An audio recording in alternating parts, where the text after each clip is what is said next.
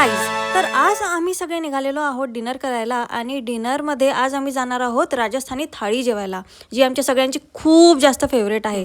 तर चला मी तुम्हाला दाखवते आम्ही तिथे जाऊन काय काय खाल्लं.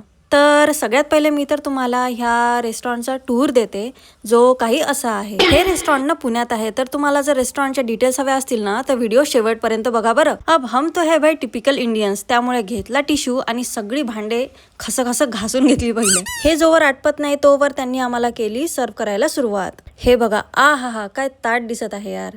तर मी मारला सगळ्यात पहिले ताव ह्या जलजिरावर. एकदम मस्त असा जलजिरा होता तो आणि त्याला मी रेट करेल आय थिंक 9/10.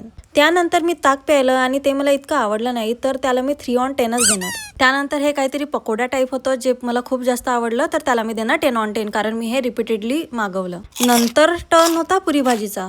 तर पुरी पण अगदी छान होती आणि भाज्यांमध्ये तर इतके ऑप्शन्स होते की मी स्वतःच कन्फ्यूज झाली कोणती भाजी खाऊ आणि कोणती नाही. आणि तूप तर त्यांनी असं वाढलं होतं जसं त्यांच्याकडे तुपाची फॅक्टरीच आहे. हां, आणि आता होता मेन आयटम जो आहे दहीवडा.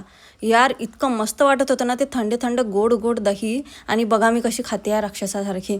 बाकी पण आयटम सगळे छान होते आणि ओव्हरऑल ह्या थालीला मी 8/10 असे मार्क्स देईल.